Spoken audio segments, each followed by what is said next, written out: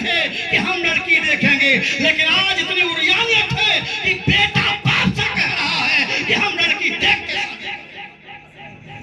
ایسا وقت آ گیا ہے بیٹی اپنے ماں سے کہتی ہے ہم اس لڑکے سے شادی نہیں کریں گے، ہم شادی کریں گے تو فلاں لڑکے سے کہیں گے۔ لیکن میری پیاری بہنوں دیکھ لو، ایک وہ اولاد تھی جو اپنے ماں باپ کو دکھ نہیں دیتی تھی۔ اب یاد رکھو میری ماں بہنوں، باپ کسی کا بھی ہو، بیٹی میں ماں کسی کی ہو، اپنی بیٹی کے لیے کبھی کوئی ایسی بات نہیں سوچے گی کہ اس کی زندگی میں خسارہ آ جائے، اس کی زندگی میں کوئی بھی بربادی کا نمبر آ جائے۔ جب بھی ماں باپ اپنی اولاد کے بارے میں سوچیں گے تو اچھی ہی سوچ ہوگی کہ نہیں ہوگی؟ کہہ دو سبحان اللہ، سبحان اللہ، اور زور سے کہہ دو سبحان اللہ۔ سبحان اللہ۔ رشتہ طے ہو گیا، نہ لڑکا نے دیکھا نہ لڑکی نے دیکھا، لڑکی نے صرف سنا کہ میرے باپ نے شادی میری طے کر دی۔ دل میں افسوس کر رہی تھی، نماز پڑھنے کے لیے گئی، اپنی پیشانی کو سجدے میں رکھا، اے اللہ میری تمنا تو یہ تھی، میری آرزو تو یہ تھی کہ پروردگارا مجھے اگر شوہر ملے تو نمازی ہو اور حافظ قرآن ہو، لیکن باپ نے ہمارے رشتے کو طے کر دیا تو اس نے اپنے دل میں اللہ کا شکر ادا کیا کہ مولا اللہ کا شکر ہے جو بھی شوہر میرے ماں باپ نے طے کر دیا، جو رشتہ طے کر دیا، جو میرے نصیب میں تھا وہ مل گیا۔ اتنا سننا تھا، اس نے سوچا کہ ماں باپ کی بات کو ٹالنا نہیں چاہیے، چونکہ والدین کی رضامندی میں اللہ تعالیٰ کی رضامندی ہے۔ لیکن ہم لوگ آج اس سے دور ہیں، ہم لوگ اپنا کچھ کرتے ہیں، لیکن ماں باپ کی جو بات ماں باپ کہہ دیں، چونکہ باپ کو یاد رکھو میرے جوانوں، میرے جوان بھائیوں، کہ تمہارا باپ اور بہنوں تمہاری مائیں کل تم کسی لائق نہیں تھے، تمہارا کوئی وجود نہیں تھا، تو ہمارا باپ اگر تمہیں بخار آتا تھا تو باپ کے پاس پیسے ہو نہ ہو تمہیں علاج کے لیے لے جاتا تھا، لیکن آج تم کسی لائق بن گئے ہو۔ آج گھروں کو دیکھو کہ آج گھروں کا ملاحظہ کرو کہ آج گھر بے گھر ہو رہے ہیں۔ آج گھروں کو دیکھو، باپ کے اگر 4 بیٹے ہیں تو باپ کو کھانا کھلانے کے لیے نمبر لگایا جا رہا ہے کہ آج ایک مہینہ میرے ہاں ابا کھائیں گے، دوسرے مہینہ ان کے ہاں کھائیں گے، تیسرے مجھلے کے ہاں کھائیں گے، اور چوتھے چھوٹے کے ہاں کھائیں گے۔ لیکن وہ وقت یاد کرو جب تم 4 بھائی تھے، باپ کے پاس کوئی اثاثہ نہ تھا، کوئی کمائی نہ تھی، تمہارا باپ مزدوری کرتا تھا اور خون پسینے کو ایک قربان کر کے تمہارے لیے روزی کا انتظام کرتا تھا۔ اللہ کی بارگاہ میں کہتا تھا مالک ذوالجلال میرے پاس پیسہ نہیں ہے، لیکن میری 4 اولادیں ہیں یا 6 اولادیں ہیں، اللہ اتنا رزق دیتے کہ میرے گھر بھر کا گزر ہوتا چلا جائے۔ آج تم کو اللہ نے اگر تمہارے ماں باپ نے پڑھا کے LLB کرا دیا، BA پاس کرا دیا، تو آج تم درم کھائی بناتے ہو۔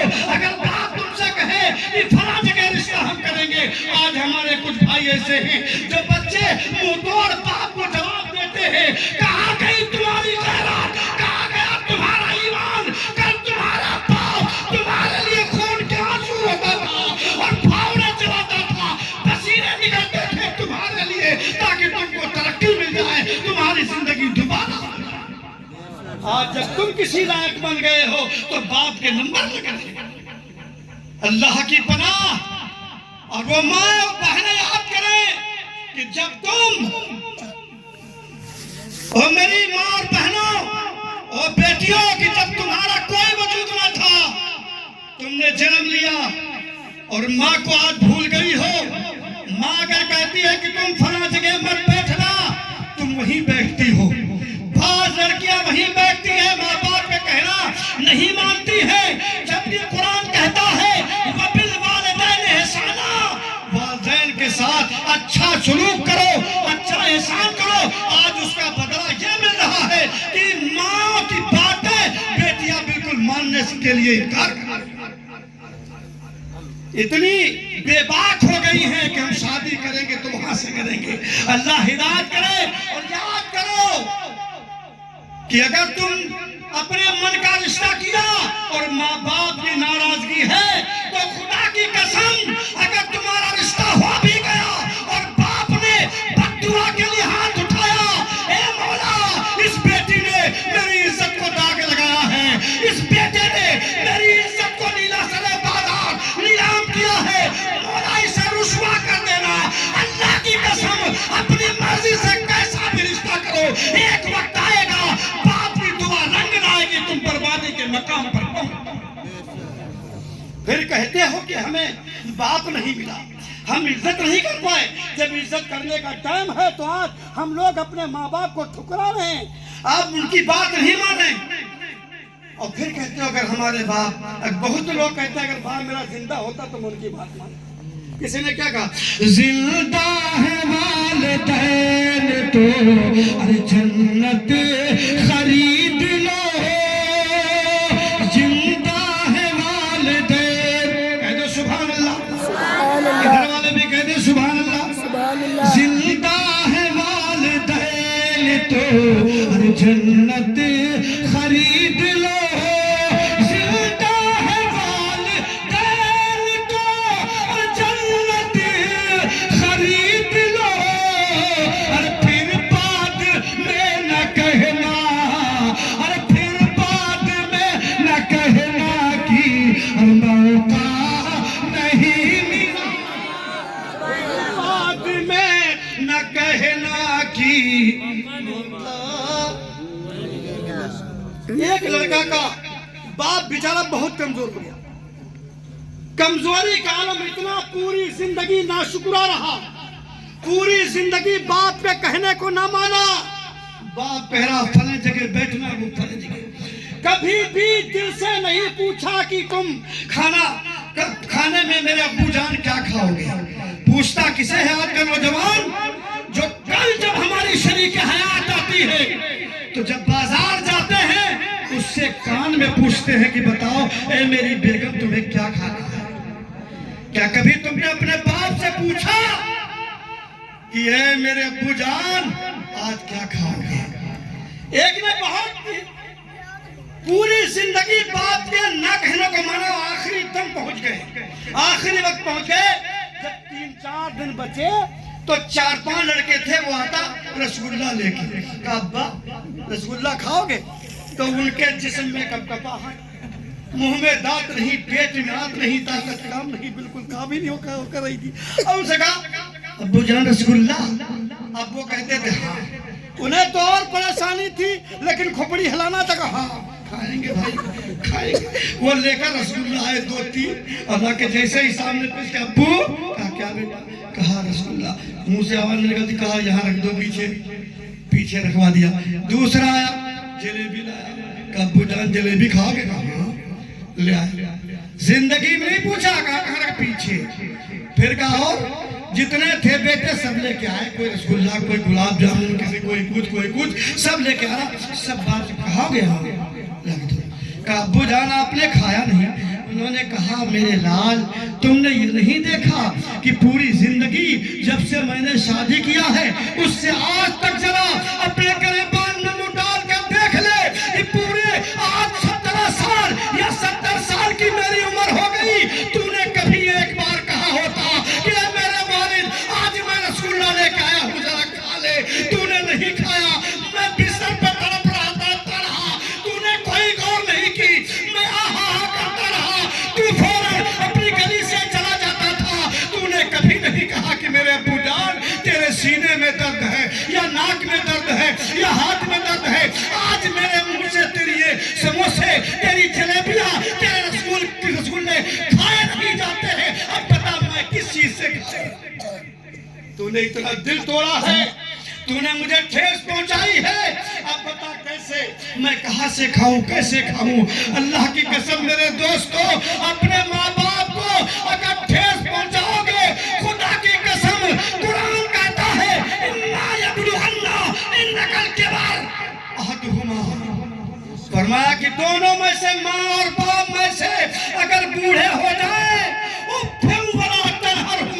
ان کو ایسی بات مت کہنا کہ ان کے دل کو ٹھیس پہنچ جائے، ان کے دل کو ٹھیس پہنچ جائے۔ اور ابھی تو قدر نہیں کیا، مرنے کے بعد کہہ رہے ہو کہ اگر موقع ہوتا تو ہم اپنے بیٹے اپنے باپ کو ایروپلین پہ چڑھا کے حج کرا دیتے۔ آج حج کرنے کے لائق تھے تو باپ کو حج نہیں کرایا، اجمیر ماہرہ نہیں بھیج پائے، اور ویسے کہہ رہے ہو میں یہ کرتا وہ کرتا۔ اسی لیے تو کسی نے کہا کہ زندہ ہے والدین تو کہہ دو سبحان اللہ، سبحان اللہ۔ میں دیکھ رہا ہوں کہ آپ چاہتے ہیں کہ لڈو آئے، ہے کہ نہیں؟ میں یہ جان رہا ہوں کہ آپ یہ چاہ رہے ہیں کہ لڈو آئے اور میرے منہ میں لڈو آئے۔ اب آپ کو یہ لڈو ہضم نہیں ہو رہے ہیں، اس لیے کہ آپ تو ان سب کاموں سے دور ہیں، آپ تو ناشکرے ہیں، ماں باپ کی عزت کرتے نہیں ہیں، تو آپ کو ہضم نہیں ہو رہی یہ بات تمہاری۔ لیکن ہضم کرو اور قدر کرو۔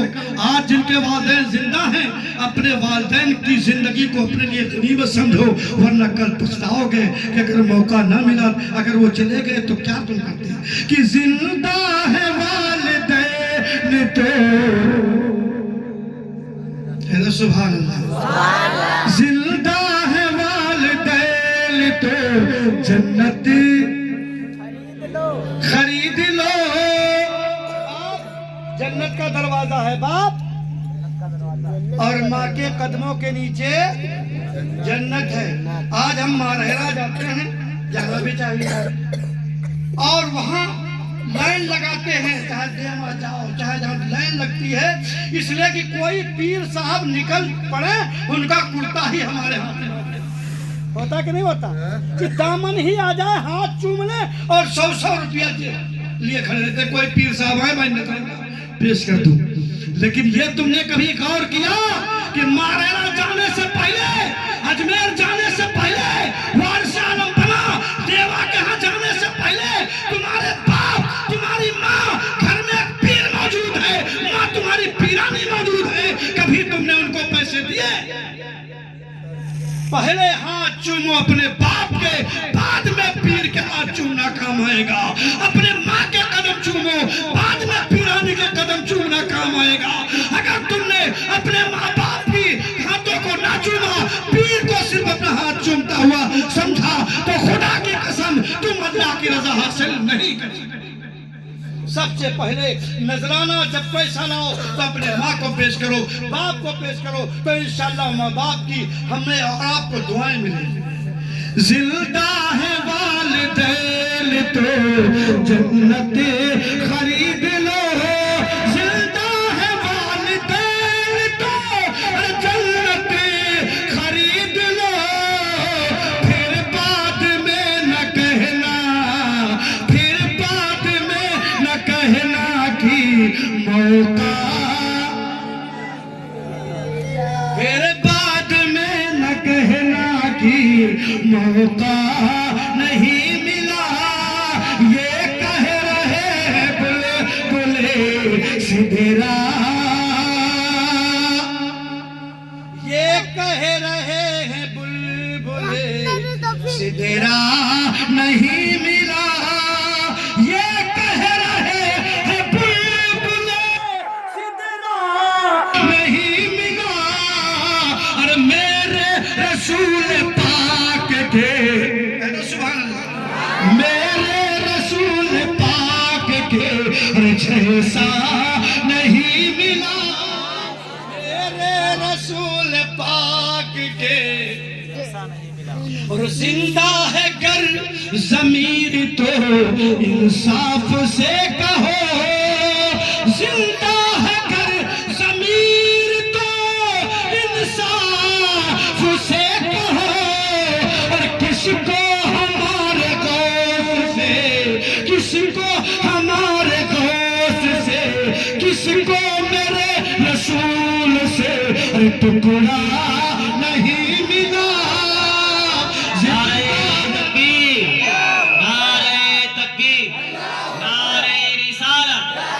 بیٹی خاتون جو 14 سال 15 سال کی عمر میں اس کے باپ نے رشتہ طے کر دیا، اس نے اف بھی نہ کیا، شادی کی تاریخ طے کہ فلاں دن بارات آئے گی. لڑکی دل میں دل سوچ رہی تھی کہ اللہ تیرا شکر ہے. اور آج کل کی اگر لڑکیاں ہوتی کہتی ہمارے من کی شادی نہیں ہوئی ہے تو ہم اتنی دیر روئیں گے کہ پڑھانے والے حافظ عبدالغفار صاحب عاجز آ جائیں گے, ہمارا رونا ہی بند کر دیں گے اگر چونکہ من کا بیاہ نہیں ہوا. لیکن پارسا وہ نیک خاتون اس کی زندگی پہ قربان جاؤ میرے دوستو. اس نے کہا کہ مولا تیرا شکر ہے. وہ قرآن پڑھی تھی, وہ قرآن پڑھتے پڑھتے ایک بار وہ پڑھتے پڑھتے ترجمہ پڑھ رہی تھی, حدیث پڑھ رہی تھی. اس نے دیکھا کہ جو انسان, جو عورت سورہ نور, سورہ طٰہٰ پڑھ کے اپنی اولاد کے لیے, اپنے شوہر کے لیے, جو بیوی اپنے شوہر کے لیے سورہ نور پڑھے گی. فاطمہ کی روایت ہے, اس نے پڑھا. حضرت فاطمہ رضی اللہ تعالیٰ عنہا حسین کی اماں کہتی ہیں کہ جو بیوی سورہ نور, سورہ طٰہٰ پڑھ کے اپنے شوہر کے لیے دعا کرے گی, اے مالک مولا, اے مالک ذوالجلال, میرے شوہر کو ترقی دے دے یا میرے شوہر کو کامیابی دے دے.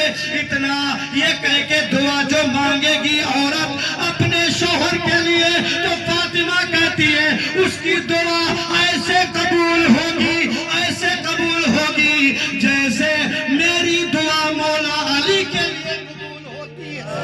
بے شک بے شک. ایسی دعا جیسی مولا علی کے حق میں, ویسے ہی اگر کوئی ماں بہن سورہ نور, سورہ طٰہٰ پڑھ کے اپنے شوہر کے حق میں دعا کرے گی, اللہ تعالیٰ اس کی دعا کو مقبول کرے. اب اس نے کیا کیا, بارات آئی, نکاح ہو گیا. نکاح ہونے کے بعد بیٹی اپنے گھر چلی گئی, اور گھر جانے کے بعد جس کمرہ کو سجایا گیا تھا, اس کمرے میں چونکہ وہ مالدار انسان تھا, بہترین کمرہ تھا, بہترین کوٹھی تھی, بہترین بنگلے تھے. جس بنگلے میں, جس کوٹھی میں, جس کمرے میں اس دلہن کو بٹھانے کا انتظام کیا گیا تھا, وہ نیک عورت, وہ پارسا بیٹی اسی کمرے میں گئی. دلہن بن کے تیار ہو کے اسی کمرے میں جب تشریف لے گئی, رات کا وقت آیا. اس کا شوہر جب رات کے کافی ٹائم ہو گیا, اس کا شوہر اس کمرے میں تشریف لے گیا. جب تشریف لے گیا تو کیا دیکھا, ان کی بیوی اداس بیٹھی ہے. کیا دیکھا کہ وہ بیٹی جو بیوی بنی وہ اداس ہے. وہ گئے اور کہنے لگے کہ اے میری شریک حیات, جس لڑکی لڑکے کا شادی نکاح ہو جاتا ہے ان کے پھول کھلتے ہیں, وہ لوگ خوش ہوتے ہیں, لیکن آج میں جب تمہارے کمرے میں آیا, وہ شریک حیات آج تو بتا دے کہ میں تیرے چہرے پہ کوئی خوشی نہیں دیکھ رہا ہوں. کیا وجہ ہے کہ تیرے چہرے پہ خوشی نہیں؟ کیا وجہ ہے کہ تم مسکرا نہیں رہی؟ کیا وجہ ہے کہ تو سے وہ زینت نہیں کر رہی؟ کیا معاملہ ہے آخر بتا دے. اتنا سننا تھا. پھر ایک شوہر نے یہ بات کہی ہوگی,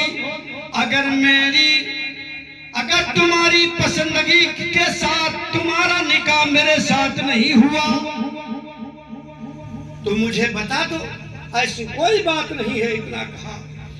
جب اتنی بات سنا کہ کہیں ایسا تو نہیں ہے کہ میری شریک حیات تمہاری شادی کہیں اور سے طے ہو گئی ہوگی, اور تمہاری شادی تمہارے ماں باپ نے جبرن مجھ سے کر دی, یہی وجہ ہو, ایسا کرو کہ میں اب بھی راضی ہوں, تم جہاں سے راضی ہو وہیں سے شادی کر لینا. یہ الفاظ جیسے شوہر کے گونجے, بیوی آنکھوں میں اشک بھر لائی, رو کے بولی, ہاتھ جوڑ کے عرض کرتی ہے, او میرے شوہر, اب میرا تیرے ساتھ عقد ہو گیا, نکاح ہو گیا. او میرے شوہر, یاد رکھ لے, اب میرا دنیا میں کوئی دوسرا رشتہ نہیں, اس لیے مجھے جو کچھ ناز ہے, اور میرے شوہر تجھی پہ ناز ہے, تجھ سے اچھا دنیا میں میرا کوئی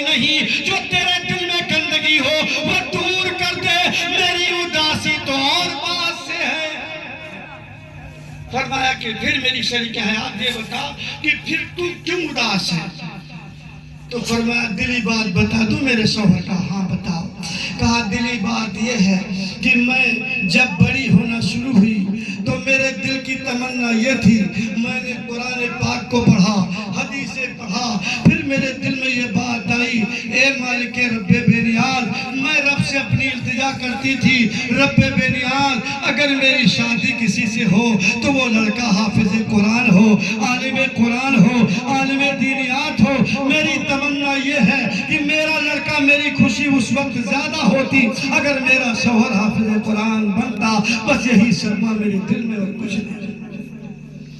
شوہر بھی بڑا پیارا تھا، جب اس نے یہ بات سنی اور سننے کے بعد کہا کہ وہ میری شریک حیات، ایک راز ہے، اس راز کو راز میں رہنے دو تو میں بھی کچھ کہہ دوں۔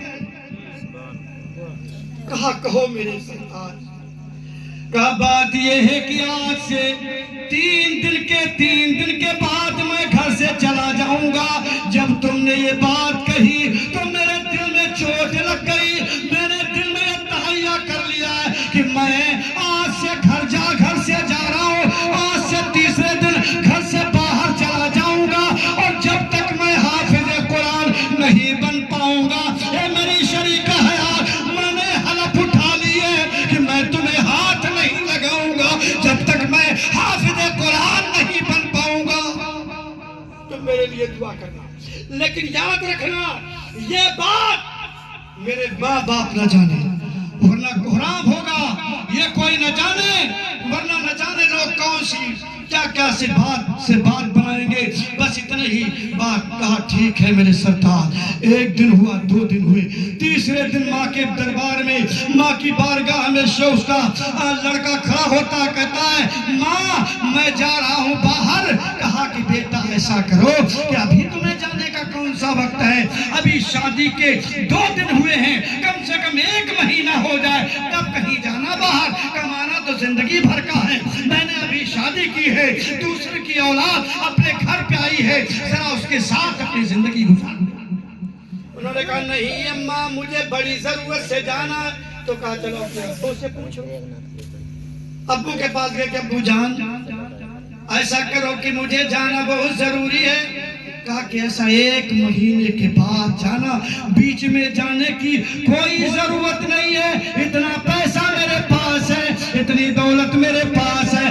بیٹا آج میں کسی اولاد کو اپنے گھر دلہن بنا کے لایا ہوں، میرے لال میری بات مان لو، کم سے کم 1-2 مہینہ اپنے گھر پہ گزار لو، بعد میں چلے جانا۔ کہا نہیں ابو ایسی کچھ بات ہے، میرا خسارہ ہے، نہ جانے کیا سے کیا بہانہ بنایا اور باپ نے اجازت دے دی۔ اور باپ نے کہا بیٹا اپنی بیوی سے بھی پوچھ لو۔ کہا ٹھیک ہے ان کی طرف سے اجازت ہے۔ وہ چلے، اور چلنے کے بعد جب اپنے شہر سے دوسرے گاؤں دوسرے شہر پہنچے تو ایک قاری صاحب ملے، حافظ عبدالغفار صاحب سے ملاقات ہو گئی۔ کہا کہ او حافظ جی ذرا سنو، میں مثال میں بتا رہا ہوں۔ کہا حافظ جی صاحب مجھے حافظ قرآن بننا ہے۔ جب حافظ جی نے دیکھا اتنا بڑا لمبا چوڑا اتنا بڑا لڑکا ہے، یہ کہہ رہا حافظ قرآن بننا ہے، تو کہا کہ بننا تو بڑی بات نہیں ہے، لیکن کہا کہ حافظ جی کتنا ٹائم لگے گا، کتنے دنوں میں میں حافظ قرآن بن جاؤں گا، کتنے دنوں میں میں حافظ قرآن بن جاؤں گا؟ تو حافظ عبدالغفار صاحب نے کہا کہ او میرے بھائی آیا تو ہے تو بڑی اچھی بات ہے، اچھی نیت لے کے آیا ہے، لیکن یاد رکھ لے کہ 3 سال سے پہلے تو حافظ نہیں بن سکتا، تیری عمر لمبی ہے، تو بڑا ہو چکا ہے، 3 سال تجھے ضرور لگ جائیں گے، چاہے جتنی محنت کرے 10 پارے کے اوپر تو سال میں نکال نہیں سکتا۔ اس نے کہا چلو دوسرا در دیکھ لیتے ہیں۔ وہاں سے چلا، اور چلنے کے بعد قاری شاداب کی بارگاہ میں گیا، زانو ادب طے کر لیا، کہا حضور میں حافظ قرآن بننا چاہتا ہوں، تو جانتے ہو فرمایا کہ کتنے دن لگیں گے؟ تو انہوں نے فرمایا کم سے کم 2.5 سال۔ پھر کہا مولانا ریحان کے پاس چلو، وہاں پہنچے، پہنچنے کے بعد فرمایا کہ میں حافظ قرآن بننا چاہتا ہوں، تو فرمایا کتنے دن؟ کہا کم سے کم 2 سال ضرور لگ جائیں گے، اس سے پہلے حافظ قرآن تم نہیں بن سکتے۔ پھر کہا چلو اور دیکھ لیتے ہیں۔ چوتھے کو تلاش کرتے کرتے جا ہی رہے تھے، ایک فقیر مل گیا، اس کے بال بکھرے ہوئے تھے، اس کا پیرہن پھٹا تھا، اس کا کرتا پھٹا تھا۔ دور سے دیکھا، وہ ادھر جا رہے تھے جدھر وہ فقیر ٹہر رہا تھا۔ جیسے قریب پہنچے، فقیر نے کہا وہ دولہے راجا کہاں جا رہے ہو؟ ادھر آؤ، کہاں مارے گھوم رہے ہو؟ وہ دولہے راجا ذرا ادھر آ جا۔ اب انہوں نے کہا یہ کیسی بات، میں اپنے گھر سے بہت دور ہوں، یہ کیسے جان رہے کہ تم دولہا بن کے آئے ہو؟ یہ دولہا والی بات انہوں نے کیسے کہہ دیا؟ اب ان کا دل پسیجا، ہو نہ ہو کوئی اللہ والا ضرور ہوگا۔ یہ نہ سوچو پیارے دوستو، شروع سے لے کر اب تک جشن غوث الورا میں بیٹھے ہو، تمہارا وقت رائے گا جارا نہیں، نہ جانے اتنے لوگوں میں کون اللہ کا ولی ہو، کون نیک بندہ ہو جس کے ساتھ تم بیٹھتے ہو۔ اس کا بیٹھنا، ہمارا بیٹھنا، آپ کا بیٹھنا، اگر ہمارے اندر کوئی نیک آدمی ہو، اس کے بدلے ہم اس جشن غوث الورا میں آئے، ہماری نجات کا سبب بن سکتا ہے۔ کوئی نہیں جانتا ہے کون اچھا ہے کون برا ہے، نہ جانے اتنے لوگوں میں کون اللہ کا ولی بیٹھا ہے کسی کو۔ تو فقیر نے کہا یہاں کا حضور، آپ نے دولہا راجا کیسے کہہ دیا؟ آپ کو کیسے پتا چلا کہ میں دولہا ہوں؟ آپ کو کیسے پتا چلا؟ کہا ہاں میں سب یہاں سے دیکھ رہا ہوں، تو آیا ہے حافظ قرآن بننے کے لیے، تو یاد رکھ نہ کوئی قاری حافظ بنا سکتا ہے، نہ تو کوئی عالم حافظ بنا سکتا ہے، نہ حافظ قرآن بنا سکتا ہے۔ اس لیے تو جب ان سے حافظ قرآن بنے گا تو بڑا ٹائم چاہیے، 3 سال کا بتایا پہلی بار، فرمایا 2.5 سال، اور کوئی کہے گا 2 سال، لیکن میں راستہ بتاتا ہوں، ایسی جگہ چلا جا جہاں منٹوں اور سیکنڈوں میں حافظ قرآن بنا دیا جاتا ہے۔ سبحان اللہ۔ تو کہا حضور جلدی سے بتائیے وہ کون سا در ہے، کون سی جگہ ہے، کون سی بارگاہ ہے، میں کہاں جاؤں جو حافظ قرآن بن جاؤں؟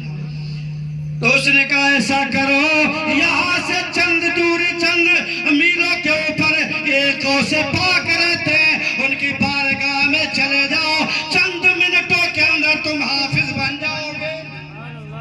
انہیں کیا پتا تھا؟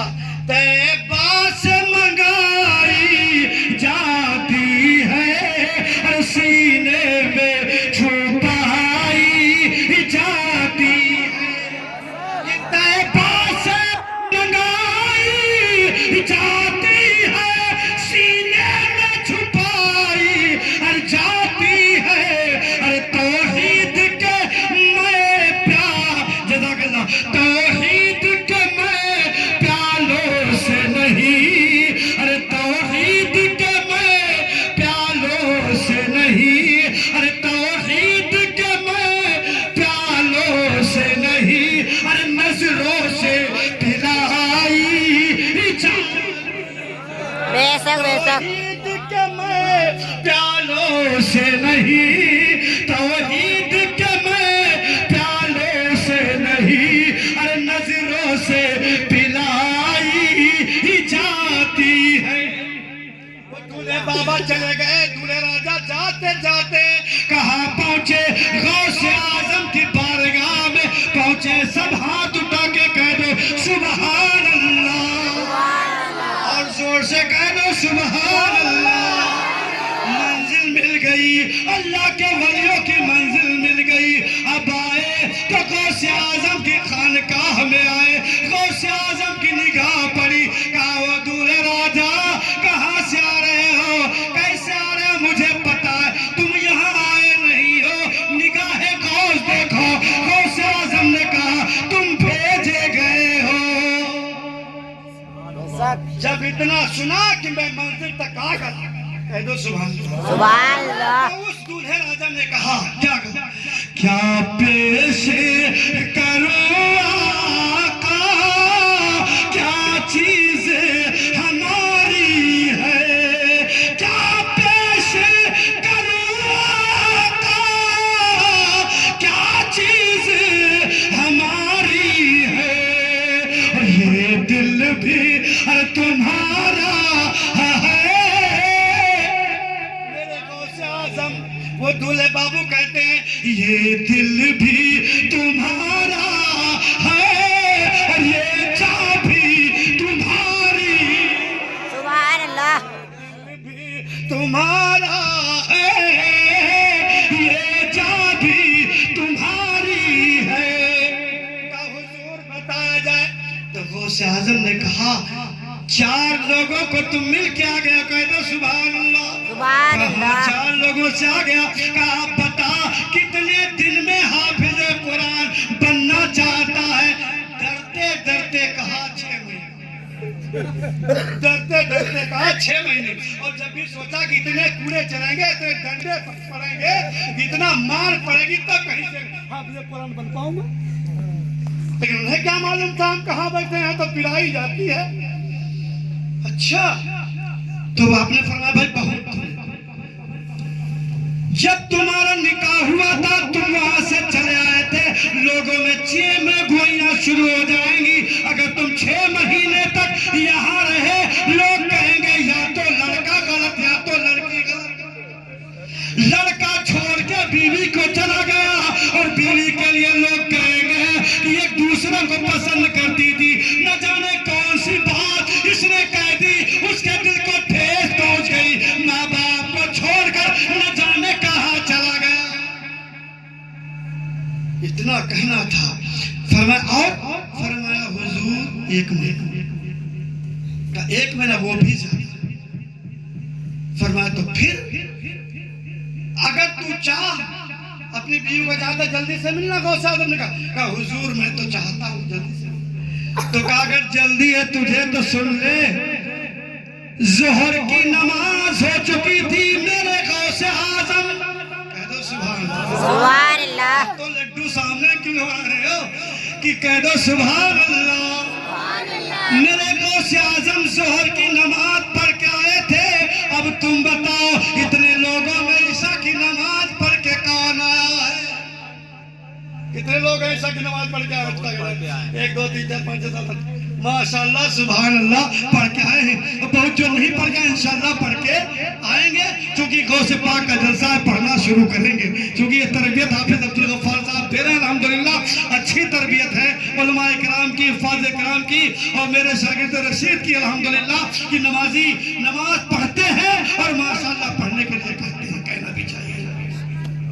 اب میرے پیارے عزیزوں میرے دوستوں میرے بزرگوں ظہر کی نماز پڑھ کے خانقاہ معلیٰ میں آپ تشریف فرماتے. کہنے لگے او دولہے راجہ ایک بات یاد رکھنا ابھی اذان ہوگی عصر کی اور عصر کی جب اذان ہو جائے اس سے پہلے تم وضو بنا لینا اور وضو بنانے کے بعد میں فوراً پہلی صف میں جانا اور پہلی صف میں جا کے داہنی طرف مسجد میں نماز پڑھنے کے جاتے ہو. سب کو پتا ہے کہ کس صف میں زیادہ ثواب ہے. سب لوگ بتاؤ. پہلی صف میں. اور اس صف میں کس طرف زیادہ ثواب ہے؟ داہنی. جب جاؤ تو پہلے داہنی طرف سے بھرتے بھرتے آؤ تب پوری کرو. اور جب کوئی مر جائے تو سب سے پچھلے والے میں جاؤ. اس نمازوں ان نمازوں میں آگے والے میں ثواب اور جنازے والی دعا میں پیچھے سے ثواب. پیچھے زیادہ شامل ہو. فرمایا کہ سنو اور جب اذان ہو تو جانا نماز کے لیے پہلی صف میں بیٹھ جانا اور بیٹھنے کے بعد داہنی طرف بیٹھنا. میں آؤں گا نماز پڑھاؤں گا انشاءاللہ تم حافظ قرآن بن جاؤ گے. سبحان اللہ. کون کہہ رہا ہے؟ غوث اعظم کہہ رہے ہیں. کون کہہ رہا ہے؟ میرا غوث کہہ رہا ہے جس کے لیے تم نے اتنا خرچہ کیا ہے اتنے نذرانے دیے ہیں. اللہ کی قسم یہاں کا بیٹھنا جلسہ کرانا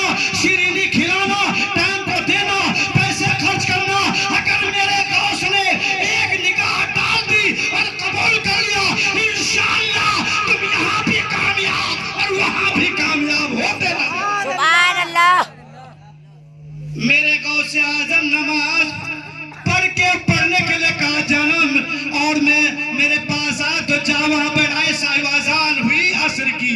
اذان ہونے کے بعد جب جماعت کا ٹائم ہوا تکبیر ہوئی, میرے غوث اعظم مصلی پہ پہنچے. کہہ دو سبحان اللہ. سبحان اللہ. اللہ اکبر کہہ کے نماز پوری کی. نماز پڑھانے کے بعد سلام پھیرا. السلام علیکم ورحمت اللہ, السلام علیکم ورحمت اللہ. داہنی طرف جیسا ہی سلام میرے غوث اعظم نے پھیرا تھا, وہی دولہے راجا قدموں پہ آ کے گر گئے کہ حضور غوث اعظم اب کچھ نہیں, اب مجھے تو ایک پارا کا 300 پارا الحمدو کے الف سے لے کر سورہ ناس کے سین تک پورا قرآن میرے سینے کے اندر پہنچ ہو رہا. سبحان اللہ. اب دوسرا آیا, تیسرا آیا, جتنے داہنی طرف بیٹھے تھے سب آئے ہاتھوں کو چوما. حضور ہم سب پجات کی نگاہ ناز سے آپ نے کرم کیا, آپ کا کرم خاص ہوا, ہم جتنے لوگ ہیں سب کے سب حافظ قرآن بن گئے. اور پھر یہی کہتے تھے وہ سب دیوانے مچلتے تھے, سب کہتے تھے یا غوث اعظم کیا پیش کروں آقا, کیا چیزیں ہماری ہے, کیا پیش کروں آقا, کیا چیزیں ہماری ہے. یہ دل بھی ہمارا, یہ دل بھی تمہارا ہے, یہ جان بھی تمہاری ہے, یہ دل بھی تمہارا ہے, یہ دل بھی تمہارا ہے. اور کیا کہا کہ گر پڑ کے یہاں پہنچا اور مر مر کے تمہیں پایا, گر پڑ کے یہاں پہنچا مر مر کے تمہیں پایا. اور چھوٹے نا الہی اب, اور چھوٹے نا الہی اب, اور سنگے دارے جانانا, چھوٹے نا الہی اب, جزاک اللہ, سنگے دارے جانانا. دولہے راجہ فوراً جلدی سے آئے, لپک کے مسافہ کیا, حضور اجازت, میرے غوث اعظم مسکرائے. کہہ دو سبحان اللہ. دولہے راجہ آئے, کہا ابھی 3 سال کے لیے آئے تھے, 2 سال رک جاتے, اب آنن فانن کہاں جا رہے, کہا حضور اجازت دیجئے بیوی سے ملنے. اتنا کہا تو کہا حضور غوث اعظم میرے لیے دعا کر دینا. کیا کہا, میرے لیے دعا کر دینا. تو غوث اعظم نے فرمایا کہ وہ آنے والے سن لے, تیری بیوی سورہ نور سورہ طٰہٰ پڑھ کے جب تو حافظ قرآن پڑھنے کے لیے اپنے گھر سے چلا تھا, اس نے مصلی بچھایا تھا اور نماز پڑھی تھی. نماز پڑھنے کے بعد سورہ نور قرآن کی سورت پڑھتی, سورہ طٰہٰ پڑھتی اور سورہ طٰہٰ پڑھ کے کہتی, اے رب پاک بے نیاز, اپنے محبوبوں کا صدقہ, اپنے محبوب کا صدقہ میرے شوہر کو حافظ قرآن بنا دے. تو اے آنے والے سن لے, تیری بیوی کی دعا کو رب نے قبول کر لیا تھا. تیری بیوی گھر میں دعا مانگ رہی ہے, پورا میں اسے یہاں کر رہا ہوں, اس کا حصہ یہاں تھا, میں نے حافظ قرآن بنا کے بھیج دیا ہے. اور میرے پیارے دوستو وہاں سے جلدی سے چلا, اور چلنے کے بعد آنن فانن بیوی کے پاس پہنچا. بیوی نے کہا, میرے سرکار یہ کون سی بات ہے, تم نے تو کہا تھا ہم حافظ قرآن بن کے آئے تھے, آئیں گے, تم نے کہا تھا 1 سال لگے, 2 سال لگے, 3 سال لگے, ہم اس وقت سے پہلے نہیں آئیں گے جب تک ہم حافظ قرآن نہیں بنیں گے. تم نے وعدہ توڑ دیا میرے سرکار. انہوں نے کہا نہیں نہیں نہیں, اے میری بیوی صاحبہ, جو تم پڑھ پڑھ کے میرے لیے دعا کر رہی تھی, میرے غوث اعظم کہتے ہیں تمہاری دعا کو رب نے قبول کر لیا, اور میرے غوث کی ایک نگاہ پڑ گئی, ایک ادنا نگاہ نے مجھے حافظ قرآن بنا دیا ہے.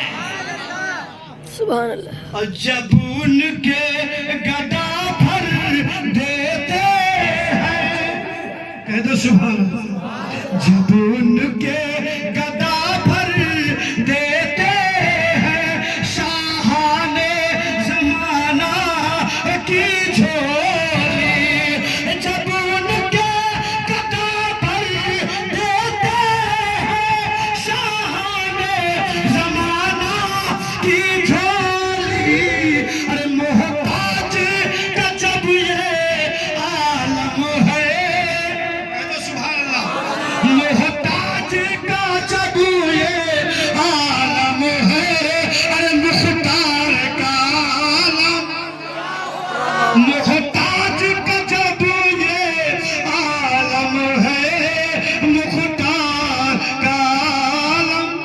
راہو آخری شعر، خدا کے، اب سب لوگ جھوم کے پڑھو پھر لڈو لو، خدا کے فضل سے ہم پر، جھوم کے پڑھو سب لوگ، خدا کے فضل سے ہم پر ہے سایہ غوث اعظم کا، خدا کے فضل سے ہم پر ہے سایہ، سے آدم مل کے پڑھو، مل کے پڑھو، خدا کے فضل سے ہم پر ہے سایہ غوث اعظم۔ شرمانا چھوڑو، مل کے میرے ساتھ پڑھو، خدا کے فضل سے ہم پر ہے سایہ غوث اعظم، خدا کے فضل سے ہم پر ہے سایہ غوث اعظم کا، ہمیں دونوں جہاں میں ہے، ہمیں دونوں جہاں میں ہے سہارا غوث اعظم کا، ہمیں دونوں جہاں میں ہے سہارا غوث اعظم۔ ہماری لاج کس کے ہاتھ ہے، بغداد والے کے، ماشاءاللہ سبحان اللہ، ہماری لاج کس کے ہاتھ ہے، بغداد والے کے، ارے مصیبت ڈال دینا کام کس کا، غوث اعظم کا، مصیبت ڈال دینا کام کس کا، غوث اعظم کا۔ عزیزو، سب کی تمنا یہ ہے، ہماری بھی تمنا ہے، عزیزو کر چکو تیار جب میرے جنازے کو، عزیزو کر چکو تیار جب میرے جنازے کو، تو لکھ دینا کفن پر نام، تو لکھ دینا کفن پر نام، تو لکھ دینا کفن پر نام، تو لکھ دینا کفن پر نام، ملیوا غوث اعظم کا، تو لکھ دے